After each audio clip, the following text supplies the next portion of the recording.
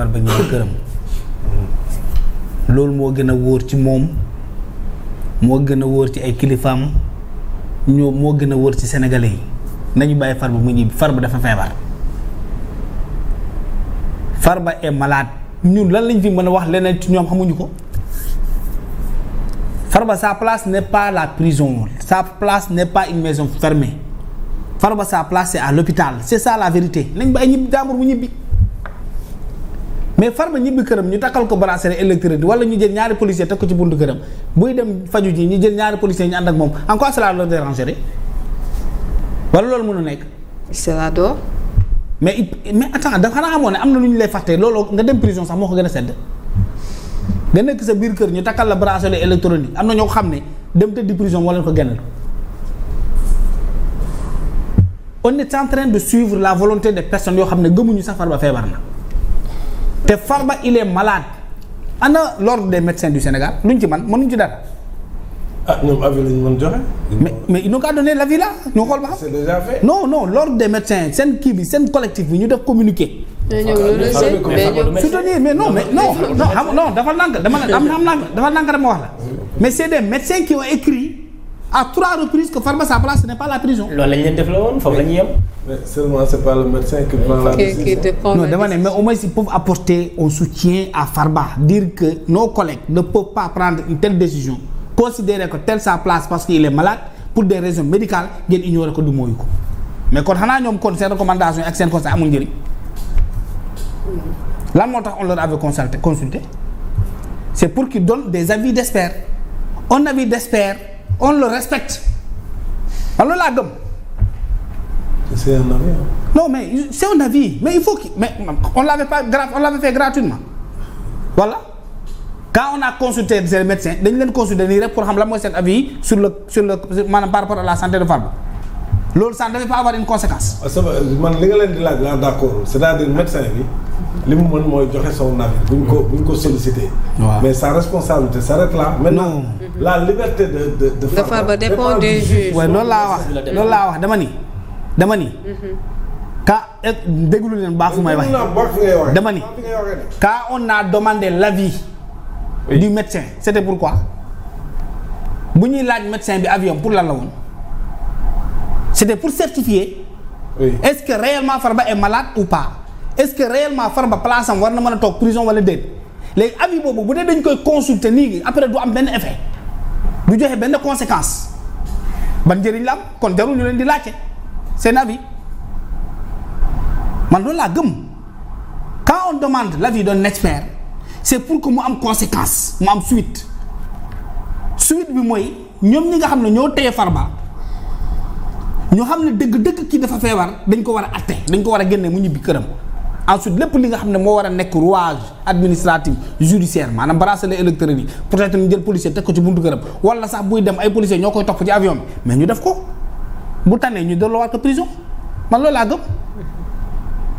parce que mënoo woo ay experts ay kilifa laaj leen au sommet de leur métier lii ñu ma wax naa ko def pour bàyyi Farba lenn rek moo ko mën a certifier mooy yéen ngeen wax ci ñu wax ji ba pare ñu jël document yëpp teg ko au tiroir ce n'est même pas respecter les médecins là qu'on a consulté ce n'est même pas les respecter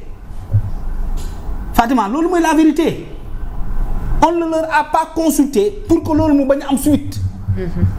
dañ leen consulter pour que seen avis mu am impact mu am suite par rapport à la décision judiciaire ñett contre expertise seeni nawle def ko ñu ne non yéen li ngeen def noonu yépp seen contre expertise bi c'est 0 par rapport ak suñu décision judiciaire mais respecté wuñu médecin yooyu man loolu laa gëm nañu bàyyi Farba mu ñibbi il est malade tout le monde sait qu'il est malade des avocats l'ont dit des détenus sortis de prison l'ont dit sa famille le dit tout le monde le dit même si dégguma Farba moom mu naan bàyyi la ma parce que il le vit dignement loolu laa yaakaar tappalewul similewul trichewul xam-xamluwul mu ngi toog mais pour l'humanité parce que là le droit aussi mais c'est l'humanité mais yëfu nit la droit yëfu nit la du animosité du guerre il est malade nañ ko bàyyi mu ñibbi këram ensuite bu ñu ko fajee ba mu wér ba ñu jàpp na war na ñaar bu la neexee ñu delloo prison mais bracelet électronique bi dañ ko andi nii rek pour rien du tout mais c'est pour pallier à plusieurs problèmes yoo xam ne mën na nekk des conséquences yoo xam ne ñun ñëpp mën nañ ko regretter dans les années ou dans les mois à venir. Un malade comme ça ñett contre expertise ñu teg ko ñu ne kii place am bi fii ñu ne non dañ koy déplacer fii yóbbu ko ci benn cellule mais li ñu wax ne war na ko mën a dal ci cellule bi nga xam ne moom moo foofu la nekk Rebeuss lu tax mën na ko jàll fu ñu ko bëgg a yóbbu maanaam en dormant il peut perdre la vie mën na tëdd nelaw jaare fa ñàkk bakkanam xanaa fale moom amul nelaw fu ñu ko yóbbu noonu guddi amu fa fu ñu ko yóbbu noonu bu ñu ko fa dugalee rek day tane day wër wala ñu ko doon massé Espagne doon ko defaral massage Maroc doon ko defaral massage dans les hôpitaux yoo xam ne Farba moo ko tànnaloo boppam ñooñu ñëpp dañ leen di andi ñu fekk ko fa la mu nekk pour ko defar suivi médical nit koo xam ne dafa feebar ñëpp xam feebar bi lan la danger yu ci nekk ñu wax leen ko ay experts ñoo leen ko wax ngeen du mooyu loolu ne teg ni léegi nañ dem lu dal Farba rek on aura situé les conséquences ak ki nga xam ne moo ko def parce que affaire yi xam nga leen lay nuru yëfuma tey parce que tout simplement notre gouvernement est gouverné par la volonté des réseaux sociaux booy yaa ngi ci réseaux sociaux yi ne warul génn xoolal mais ñoo ngi koy gis ci TikTok yi ci seen Facebook yi ci seen émission yi ci seen plateau yi Farba warul génn nañ ko fa téye parce que dafa jël 150 milliards yan 150 milliards kan moo fi am preuve ne Farba loolu lañ koy toppee lépp ay meew ay naal Modou Fall defe naa loolu mooy wolof bu ay naal ci ay naal kese ñu naan ay 150 milliards la détourné te y a pas un seul dossier et ñoom ñëpp xam nañ ne tu dëgg duñ ko démentir parce que les réseaux sociaux qui gouvernent notre gouvernement bëggul mu génn sa waay ñu ne noonu dañ koy téye mais lii c'est extraordinaire jamais vu dans le monde un gouvernement gouverné par les réseaux sociaux les décisions de justice sont prises dans les réseaux sociaux les choix politiques de ce régime-là sont pris dans les réseaux sociaux l'État est même orienté par des réseaux sociaux par des personnes sans valeur sans morale sans rien d'humain mais lii ba kañ doomu jaamur yi ngeen tooñ jàpp leen ci lu dul dëgg doo leen bàyyi ñibbi xoolal dossier wu Abdou Nguer bi suñu xarit bi sawaay loo xam ne pare naa jàpp date atte booy bi ñibbi nga téye ko ba léegi ignorer dossier bi ñëw teg ko ci sa bureau ne tant que j'ai la volonté qu'il va rester en prison il va rester en prison ça c'est pas ça le droit c'est la vérité le droit c'est avant tout l'humain parce qu'il est rendu au nom du peuple il n'est pas rendu pour plaire à un groupe politique